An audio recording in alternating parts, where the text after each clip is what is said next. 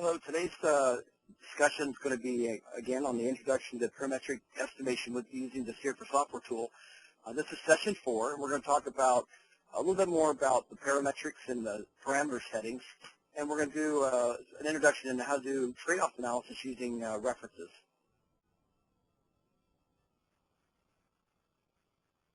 And as with the previous last 3 sessions, this is primarily the same intended audience.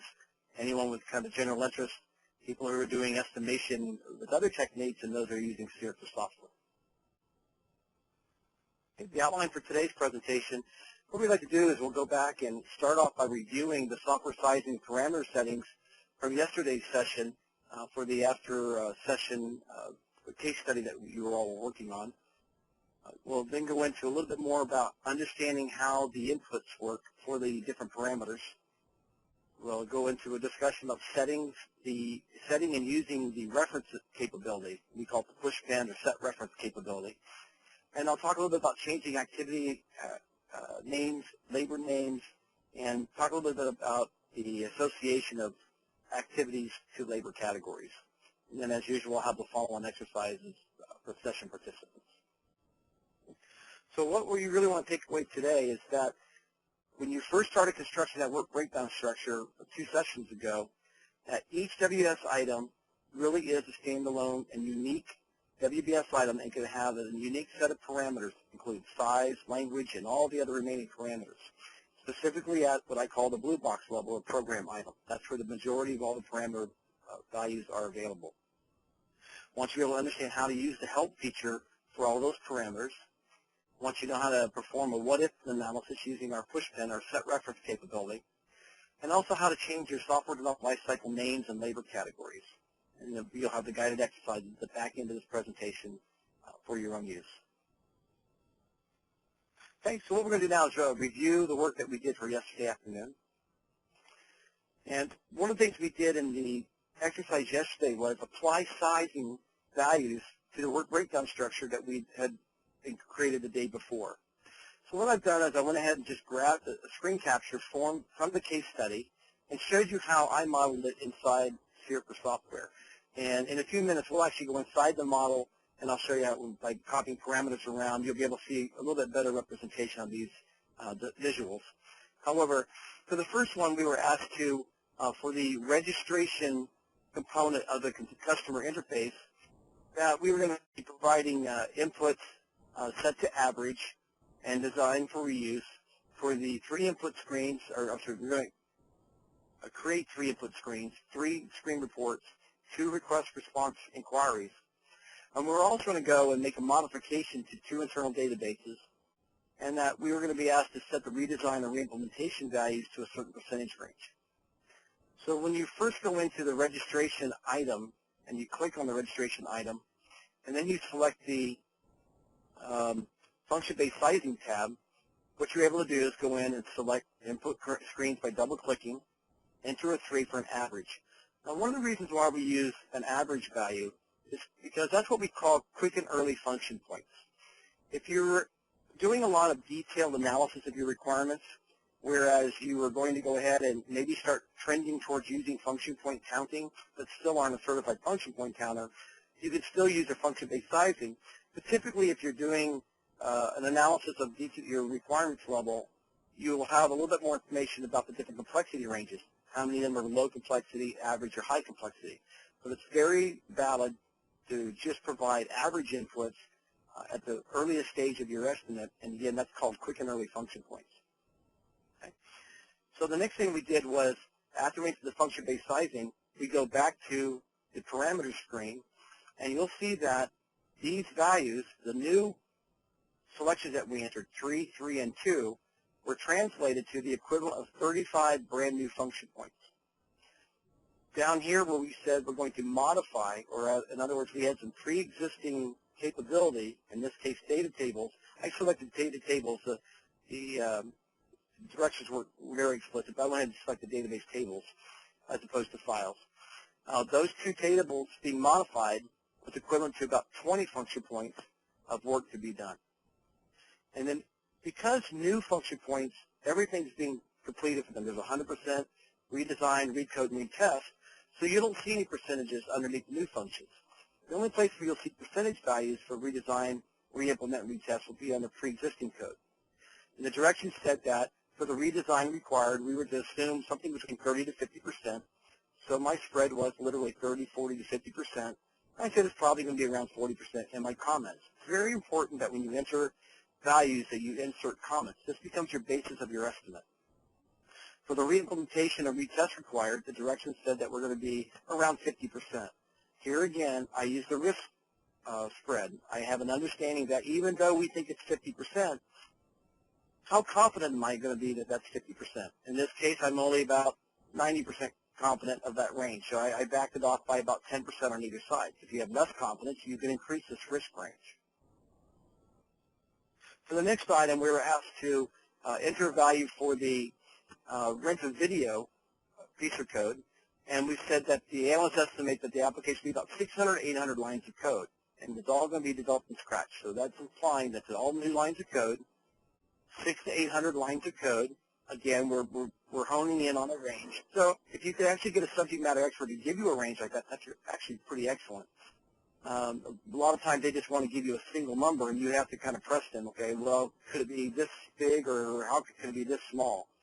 So in this case, that was done, and we have a range. And again, we entered a note based on where that information came from. I assumed it came from a subject matter expert. For the payment system, which was a standalone WBS item with no subcomponents, the direction said that this component was going to have between 40 and 50 function points, and that it was going to be new development. So here, we call out the function point piece of the parameter field. We identify new functions. We say between 40 to 50. And in this example, what I did is I went ahead and created a risk on the high end of the range. And I had a comment here based upon studies, something we've done before. What I wanted to point out is, even though you might have a range, if you're not feeling comfortable with it or you want to inject more risk, you could take the top end of that range, make it the likely, but maybe go ahead and anticipate code growth. That's what I'm doing. I'm saying that since this is a brand new development, we're early in the life cycle, I think 50 function points might be a little shy for the maximum. So instead of saying 40, 45, 50, I'm going to say, well, 50 is probably what we're going to expect at the worst case, but let me go ahead and make it 60 as the most that we would encounter. Again, I'm injecting risk. For the video database, there was two components to this, the actual off-the-shelf software package and the glue code. For the off-the-shelf package, we selected this, and when you double-click on the option, you have the ability to choose feature sizing, quick sizing, the other sizing mechanism. The directions said to use quick sizing method. So we selected quick sizing. We selected a medium database. And the functionality that was selected, we were told that we're going to use about 90% of the code. So when you double-click on the functionality parameter, you'll see a list of ranges of what is equivalent to what percentage. And as it turns out, very high minus was the 90% range. But here again, it could be a little less than 90, a little more than 90, so I created a risk range. And then finally, I'm sorry, and then also there was a one-time licensing fee, non-reoccurring, for $2,000. So I added that in as a licensing fee. For the glue code, it's a very small development, about 100 to 200 lines of code. So again, for the database admin glue code, I put in 100, actually this is an error, it should be 75 to 100 to 200 as my range. Okay. However, if this was a real value, and I said, well, it could be as little as this, what I'm injecting is a lot of risk from the bottom end. It really could be a lot smaller. Okay. So some other sizing considerations we had to make that didn't come up in the study was we may have asked you to include the phase at the estimate. However, that's typically best used when you're only using function points. The reason why is because source lines of code are a kind of an empirical number. It's a fixed amount of effort to do a certain line of code over time. Function points have a different characteristic in that they are a volume of work that's going to be done, and it's independent of the language that you're going to be using, and the amount of time could be related directly to the coding language you're going to be using. For example, if you're going to do 10 function points in assembly code, that's going to take a lot longer if you're doing 10 function points using a code generator or Java or something of that nature. Okay, so the phased estimate is very tightly associated with function point counting, because now you can have these multiplying factors to affect your code, as opposed to productivity required to do a single line of code. Okay. The other thing that wasn't called out in the exercise was to identify what language should be used. Since we were using a web-based development activity, I felt it was safe to say, let's go ahead and just assume we're using Java for the language for all the modules, except for the off-the-shelf software package, because with any COTS package, typically we really don't care what language it is. We have to accommodate that language, or we have to write glue code to interface to that language, or it's a binary file and we don't even know what language it is at all. So in this example, it was assumed that all the parameters were the same for each WBS item. So when we started talking about analyst capabilities and things of that nature, normally you're going to have a different set of parameters that you'll only be adjusting for each WBS item. Because typically, when you're going to decompose a structure into modules like we did, very good chance you might have different teams working on it, or even at different locations. This is a very small example that we're using, so it's likely that everyone involved in the project is going to be all the same people working on these things, either sequentially or in a group effort. But so what we did was we used the very first WBS item to enter all the parameters. And what I'm going to do is I'm going to show you how to go ahead and copy those parameters into the other WBS items. Okay. So let's go ahead and go into the model for a moment. And so for the customer interface, again, we have the two subcomponents. We make this screen bigger by double-clicking. And what you're going to notice is that the registration value, here's where the new functions were loaded, and they were driven by the function-based sizing screen. We have the pre-existing functions that were loaded. Again, that was driven by the same function-based sizing screen, but it used the value down here for pre-existing code. Okay. And then we identified what percentages we needed to apply for the rework. Okay. For the rent-to-video, it was very simple. We just said it's going to be all new code, 600 to 800 lines of code.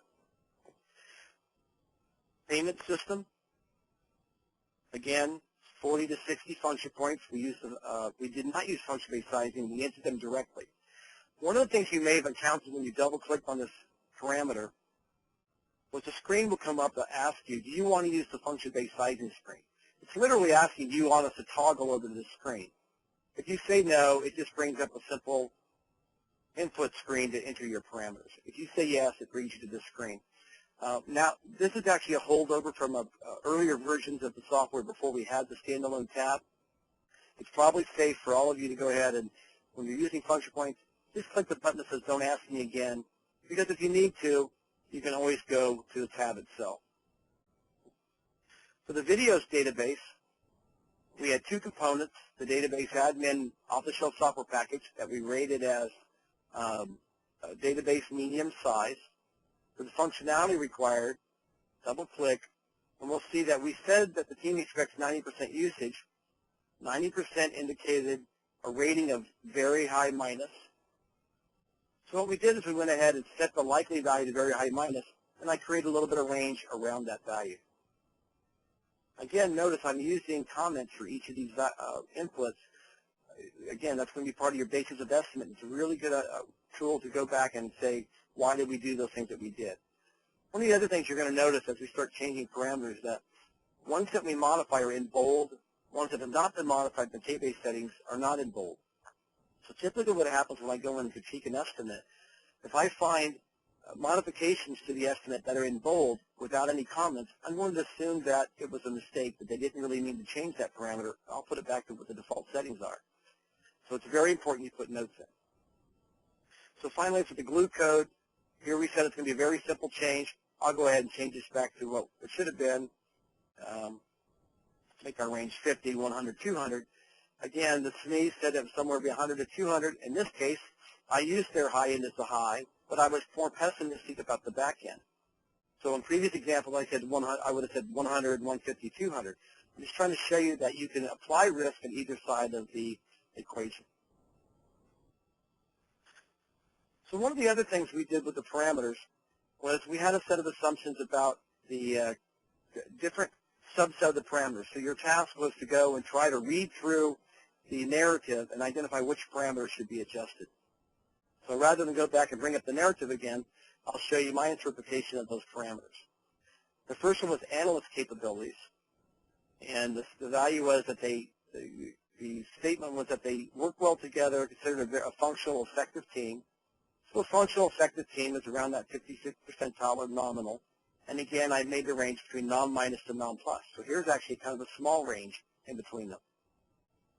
Programmers' capabilities, I set them to very high.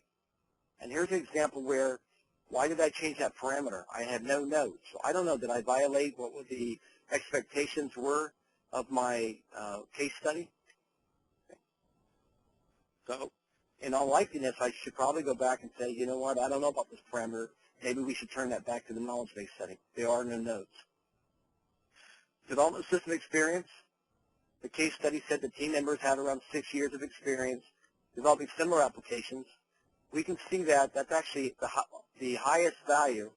So once you start going way above a value, it's probably okay to go ahead and move the ranking all the way to the highest level. So in this case, I'm not injecting much risk because even at the lowest end, I might be able to say, 3 years, but we're saying 6 years. So at the low end, we're probably about 4 years experience. One thing to bear in mind for all of these 5, 6 parameters in the personnel capabilities range, you'll notice that they all talk about a team range or team value. We don't want to know how many years experience does the most experienced person have. We want to know what the average would be, and that applies for all of these. If we look a little bit further, we talked about requirements volatility. So the max video has a clear defined idea of the solution, therefore no changes expected in the requirements. So we were able to set that to low, but being the pessimist I am, even though I set the low, I said there is a worst case. It could be maybe some small or, a very slightly changed requirements. So my very last end, I actually raised it up just a little bit. You can tell that I really don't like leaving everything the same. The next one was application class complexity, and that the application is novel as it involves user interfaces, transaction processing, financials, etc. So we were able to set that to nominal. Again, I gave it a little bit of risk range. Down in the maintenance area, identified 2 years of maintenance to be used for all the items, and that there be 5% maintenance growth over the life cycle. And the last one was a little bit tricky in that we said the only maintenance that's going to be supported is adaptive maintenance. Adaptive maintenance is whenever maybe the system changes or they're moving to a new computer or they just got to do tweaks to it to make it work on a different operating system. So in order to say yes to only adaptive changes implies that we're not going to do this other work. Okay. And good practice for me would have been to put those comments in the other options as well. So let me do that since I know those are valid.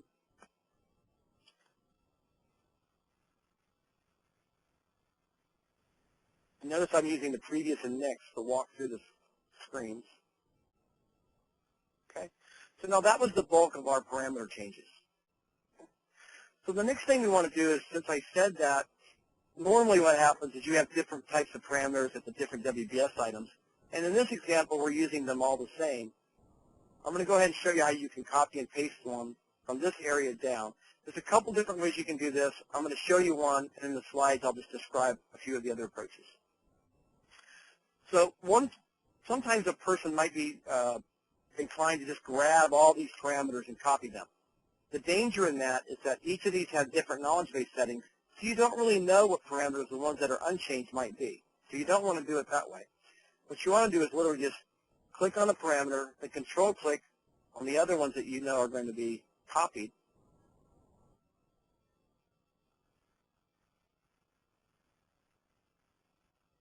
And I right-click to do a copy, and now all I have to do is come over and then paste them into my other WBS items. Now notice I didn't paste them in the lower levels because all the parameters were identified at a blue box level. Okay. So with that, I should now have a brand new estimate available, and I can see what my total estimate will take to complete. Okay. So let's do a little bit more of a deep dive into those parameters. As we mentioned several times, a parametric model means that there is an underlying set of parameters that are going to affect your schedule, effort, and cost. And SEER, we use a large set of parameters, and we pre-populate them, and we store them off in things called K-bases. So I just want to keep emphasizing that a K-base is nothing more than a pre-populated set of knowledge bases, or a pre-populated set of parameters. A lot of people are under the misassumption that when we deliver the knowledge bases, it's some type of sophisticated, huge, four-dimensional relational database that you go do this lookup. That's not the way it works. All that work is done back in El Segundo, and once we've created that large relational database, and we can drive what the knowledge base parameter values would be, we simply create standalone knowledge bases of parameter selections. Okay. Again, ideally, once you apply knowledge bases, you really shouldn't have to go in and change any of those parameters. But as you can see from the previous case study, there might be some instances where you know that you're going to be doing a little better or a little worse than the knowledge base settings. Okay. So you really want to make sure that you understand what things might happen throughout the whole life cycle of the project. Try not to think about it, what do you think is going to happen on day one.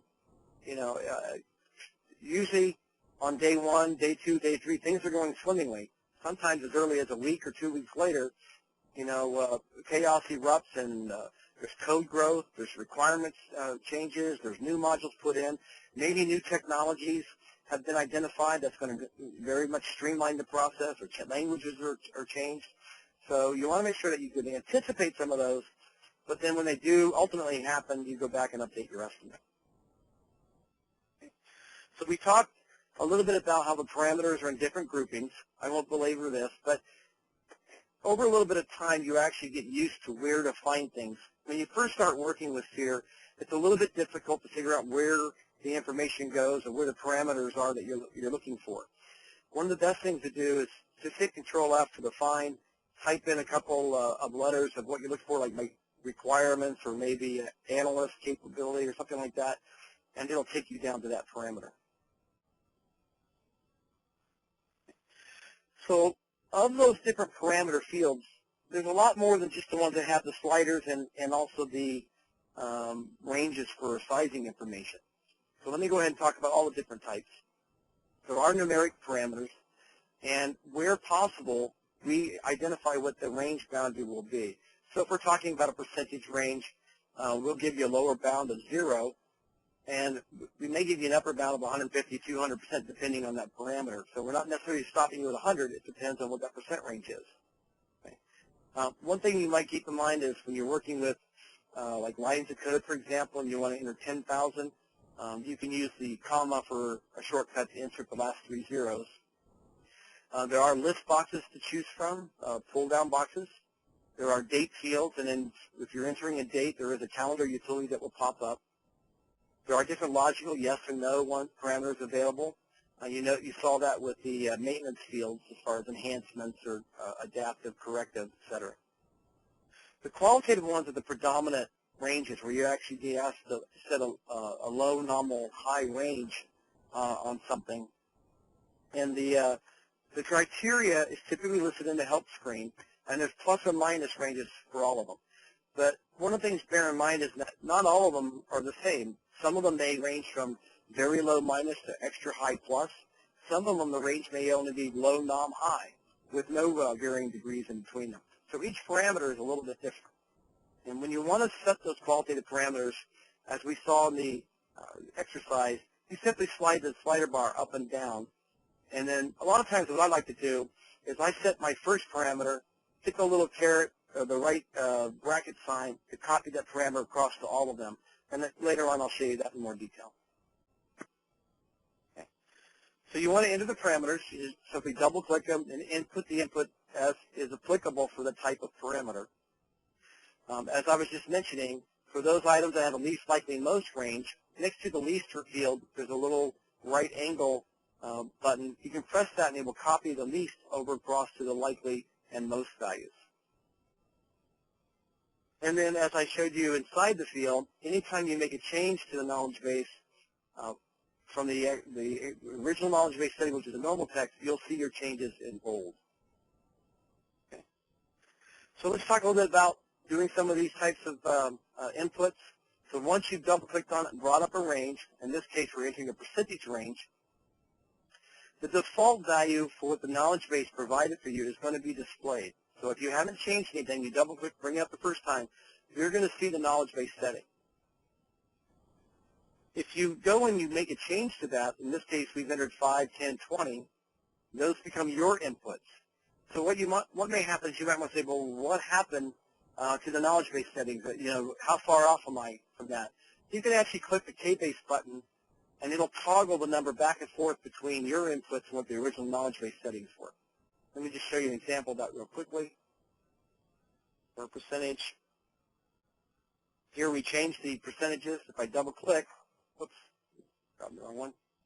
Double-click, you see that these are my inputs. If I want to know what was the original knowledge base setting, I hit K-base, and it shows me what the original settings were. If I want to go back to my inputs, I just select that. So you can just toggle back and forth. Okay?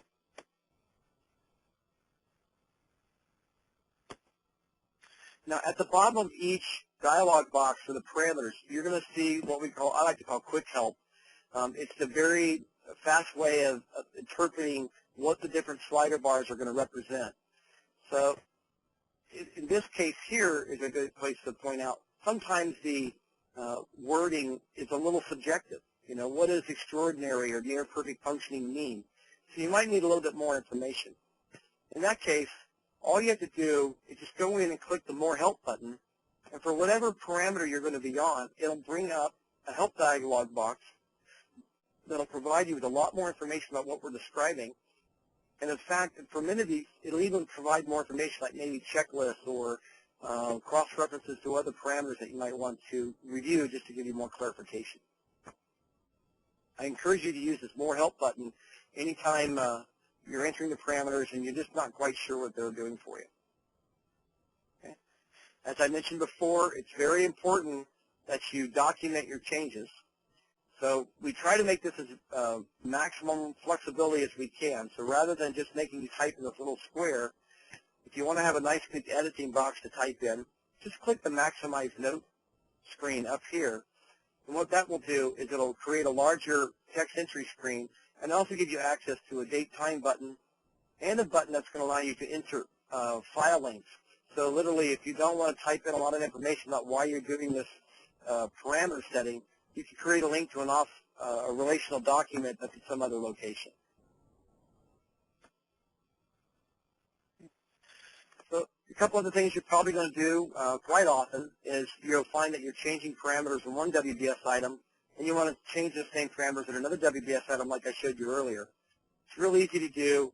You just click on them or control-click on them to collect multiple instances, or shift-click to collect a list of them, and just copy them and then paste them where you want them to be.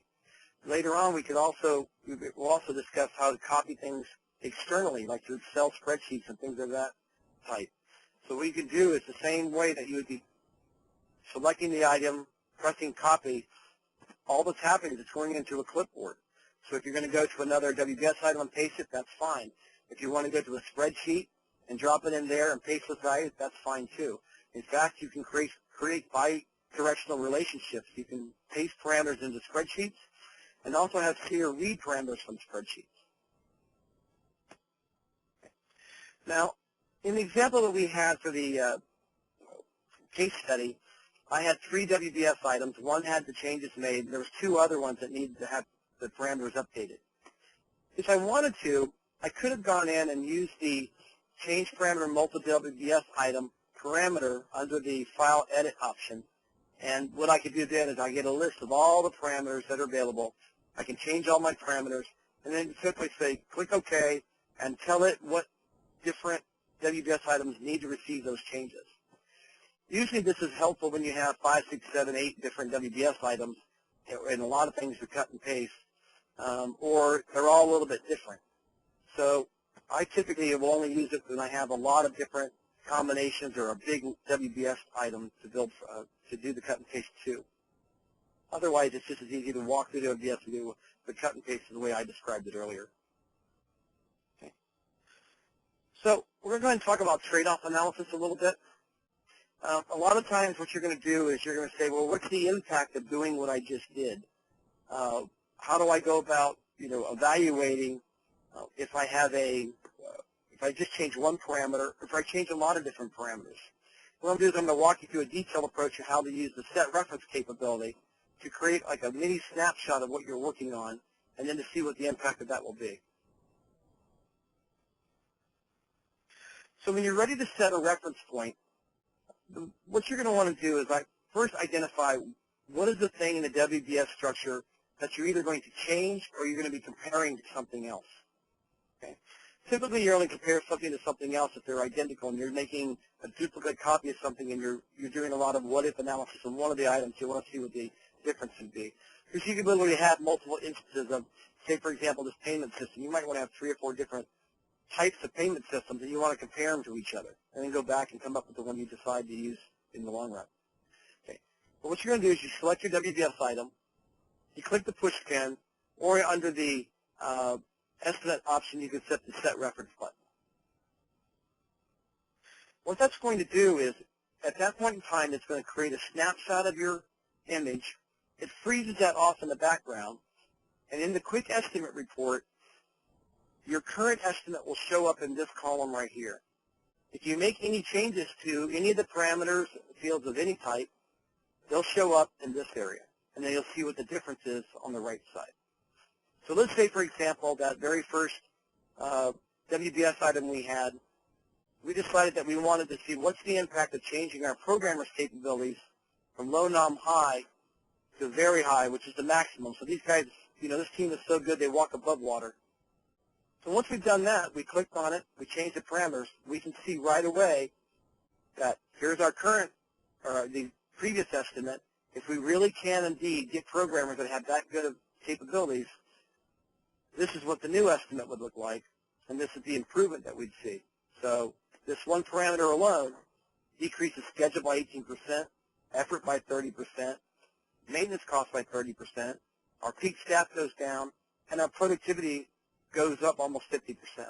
So we're saying that's the impact of having a really good programmers for this project. Again, it's not likely very many teams are going to have people that rate a team with that extraordinary. So with the trade-off analysis reporting, as well as looking at the quick estimate report, if you want to go through and say, well, what exactly were all the different parameters that I've changed? Once you set a reference point, inside SEER, you can bring up the report called Inputs versus Reference Report. This is the original estimate. This is the impact of any changes that you've made. So as you've gone through, you can actually see what the impacts would be. And in this example, there's been more than just analyst change. There were several changes made, and you can actually see what those impacts are. Even the knowledge bases. In this example, we can see that we changed from IEEE full to just commercial high. Okay? So we can see what these differences are. Now, to look at differences in your staff level, there's a staff level chart. So you can actually see that when we first built the estimate, we were predicting a staff level of about this peak up to around 20 people over time. And after the changes we made, we're actually able to reduce the peak staff to around 9 full-time equivalents. Okay. So this is in the reports area. You'll find this under the charts. So if you've done your trade-off analysis by using your reference points and you're all done with those, one of the things you can do is wipe out all the changes that you made, kind of like a master undo, by saying revert my estimate back to my reference. And the way you do that is either under the file or under the menu options, or right-click on the quick estimate report, and you'll see the revert to reference option available. You click that, it will undo everything that you did to that estimate, no matter what WBS item you're on, from the time that you set the reference point until you just click the revert to button. Okay. If you want to clear the reference and keep going on and delete that reference from the system memory, you just say clear the reference.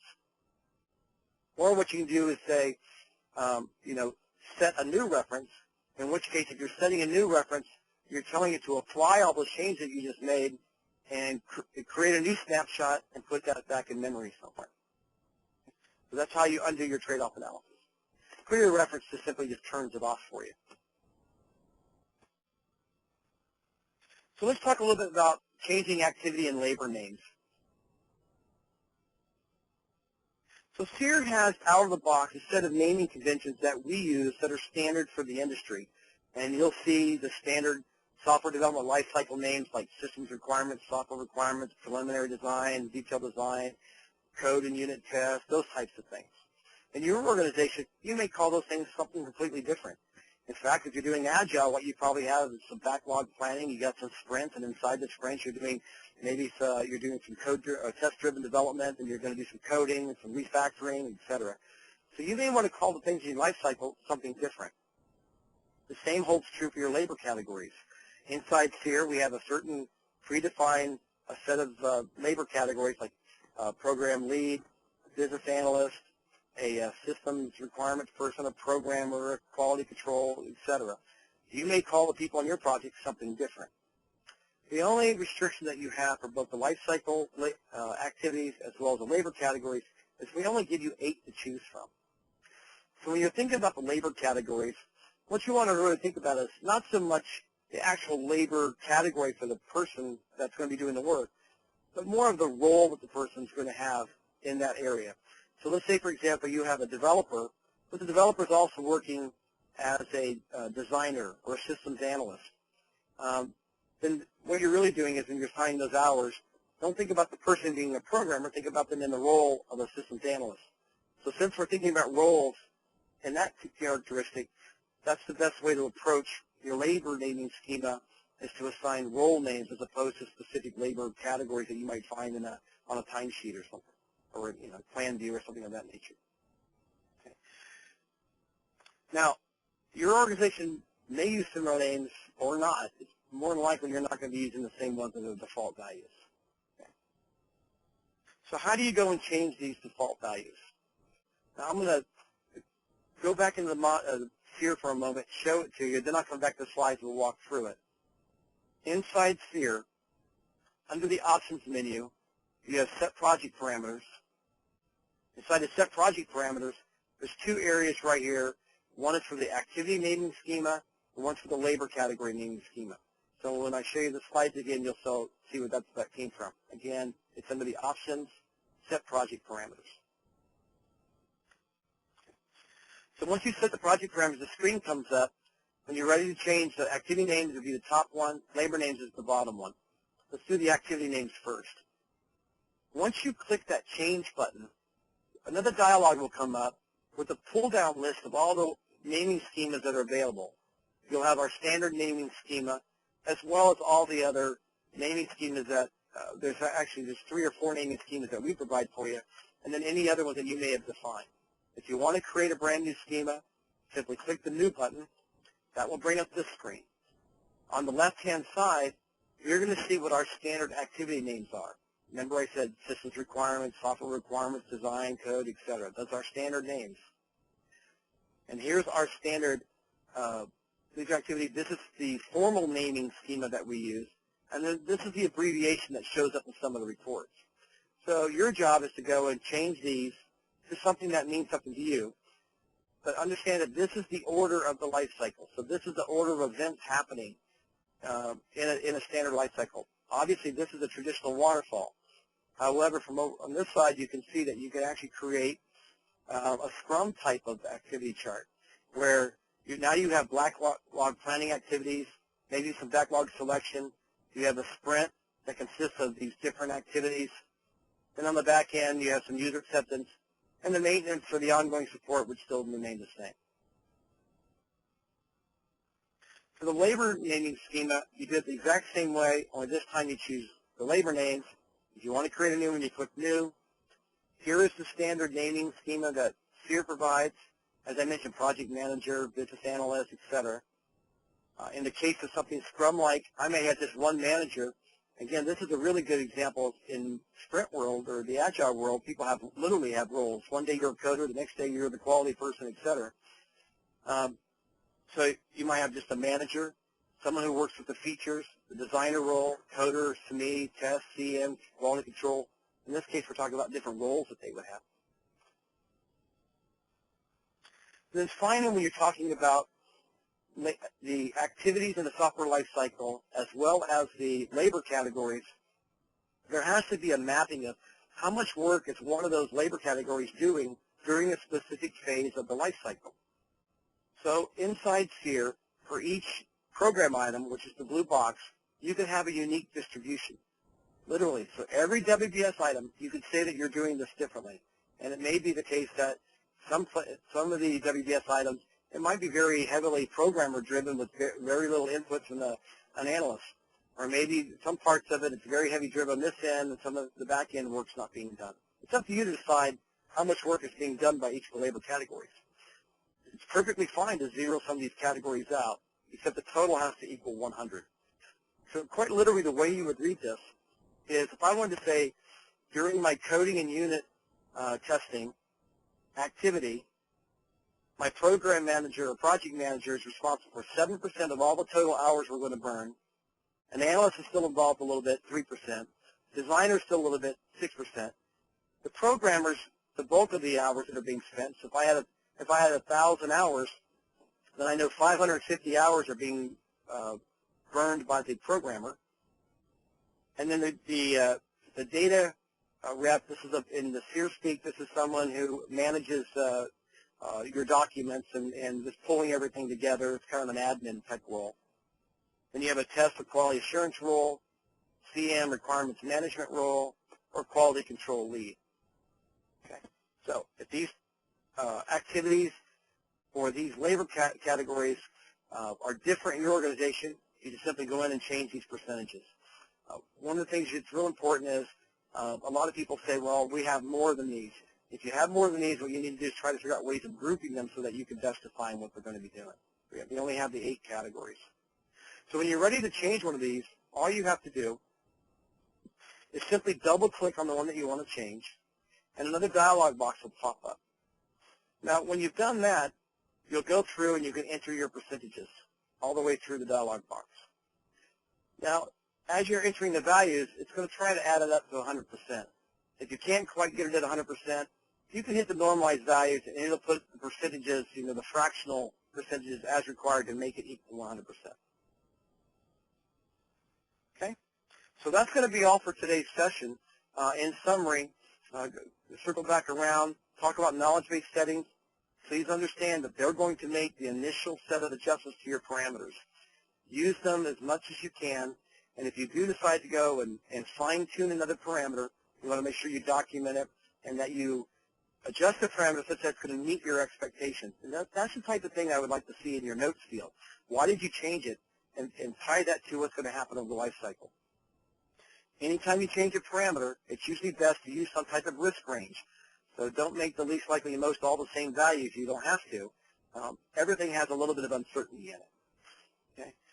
It's a really good practice to use the set reference, the push pin button, to take a look at what some of the impact of making those changes are going to be. I always like to set a reference point right after my knowledge-based values have been applied before I change anything else, so I can get a good understanding of what am I really doing to this estimate, how am I driving it. Okay.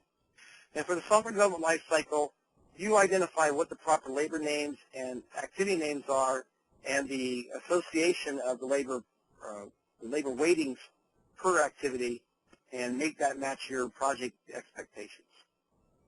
Okay? Thank you very much.